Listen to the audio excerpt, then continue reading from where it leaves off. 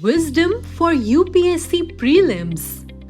Do you find it difficult to read, revise and memorize facts for the prelims exam? Do you feel nervous and fearful of attempting mocks? These problems arise due to reasons like focus on covering the quantity of information rather than the quality of information, giving more importance to memorization rather than logic and understanding, weak comprehensive skills, lack of practice for attempting mock tests. Let's see what should be done to tackle this problem. First of all, a smart way would be to focus on covering the topics mentioned in the syllabus rather than books. Secondly, give importance to understanding and logical reasoning. This can help you in articulating information effectively. Apart from this, addition of certain tips and tricks, which we call wisdom of UPSC prelims. You can amplify your performance dramatically. Want to know what is this wisdom for UPSC prelims? It's our observations which we have compiled and filtered after going through successes and failures of many aspirants in multiple attempts. Here we share these tips and tricks with you. Trick number 1. Elimination of extremes. This technique focuses on identifying the extreme words like all, only, necessarily, permanent, totally, completely, etc. in the statements of the question. If such words are present in any of the options, then such statements have a high possibility of being incorrect. In addition to extreme words elimination, we can also identify extreme statements. Such statements are highly inconsistent statements that do not justify logic. Let us take an example. Consider the following question.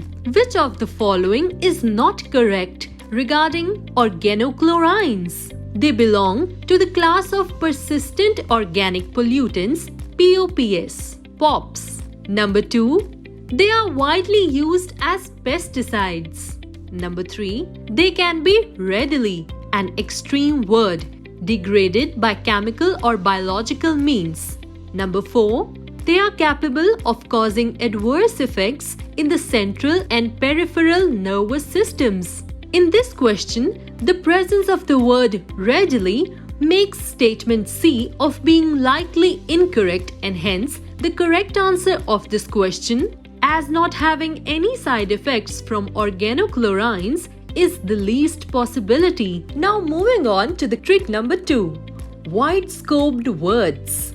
Wide-scoped words can be defined as those words which cover wide possibilities. Statements with such words have very little chance of being false and are therefore most likely true. Such words are highly important, especially in science and technology questions. These words reflect possibilities in the application of any concept or technology. Examples of such words are may, can, some, widely, etc. Let's see the application of this trick in the same question. Which of the following is not correct regarding organochlorines? A. They belong to the class of persistent organic pollutants, POPs or POPs. B. They are wide-scope word used as pesticides. C. They can be readily degraded by chemical or biological means. D. They are capable of causing adverse effects in the central and peripheral nervous systems. In this question, statement 2 reflects wide possibility of being true. Hence, we can skip this option while looking for the incorrect statement. Trick number 3 is inconsistent statements. In this method, we compare the options in a given question. By comparing them, we focus on identifying any inconsistency or discrepancy between the options. This helps us to identify wrong statements. Let's see this in an example question. An increase in the bank rate generally indicates that A. The market rate of interest is likely to fall. B. Central bank is no longer making loans to commercial banks. C. Central bank is following an easy money policy. D. Central bank is following a tight money policy. In this case, statement C and statement D are not compatible with each other. Hence, one of the statements is surely wrong. Like the trick number 3, we will see that trick number 4 is based on grammatical inconsistency in statements. For this, it's important to have good grasp over English language as it helps to identify the fallacy in grammatical concepts.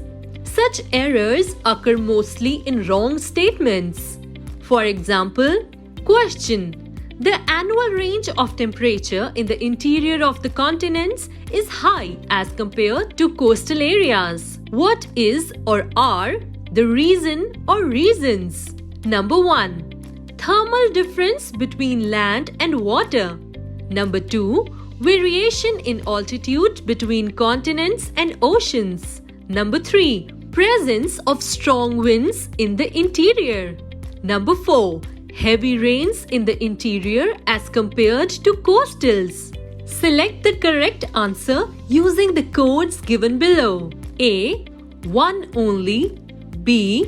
1 and 2 only. C. 2 and 3 only. D. 1, 2, 3 and 4. In this question, the statement 3 does not mention the interior of what? Land, ocean or mountain. Such inconsistency in grammar can easily identify by applying grammatical knowledge of English. The trick number 5 is interpreting the translation.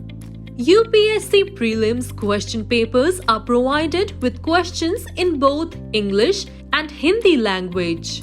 Sometimes it helps to have sufficient knowledge of Hindi as you can gain better understanding of the question through its Hindi translation. Consider this question as an example.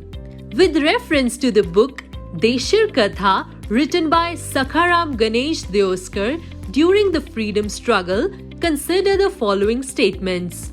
1. It warned against the colonial state's hypnotic conquest of the mind. 2. It inspired the performance of Swadeshi street plays and folk songs.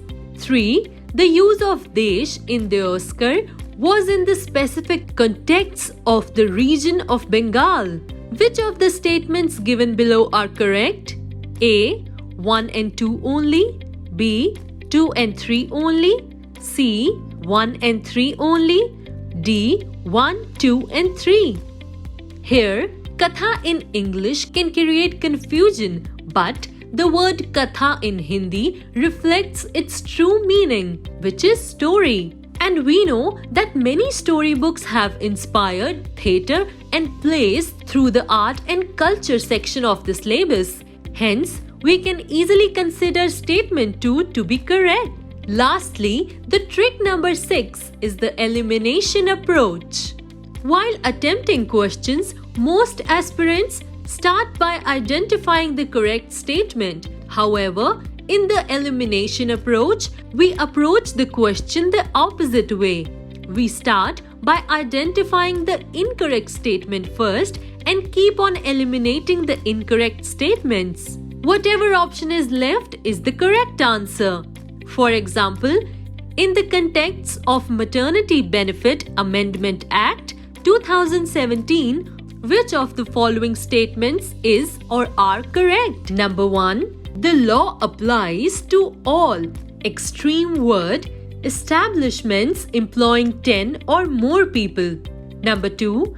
Up to 12 weeks of maternity leave is granted to the mother for the first 2 surviving childbirth. Number 3. To be eligible for maternity benefit, a woman must have been working as an employee in the establishment for a period of at least 60 days in the past 1 year. Select the correct answer using the code given below. A. 1 and 2 only. B. 2 and 3 only. C. 1 only. D. 1, 2 and 3. In the given question, if you know for sure that the 12 weeks option is incorrect, then it will be very easy to choose the correct option, as we see that statement 2 is present in option A, B and D. These three are incorrect. Hence, we are left with only option C, which means it is the correct answer to the question. While using these tricks, we need to keep in mind certain tips. Tip number 1. Though these words and approaches help us eliminate wrong options, however, sometimes it can also be employed to confuse you. Hence, we need to carefully consider the logic and information given in the option. Tip number 2.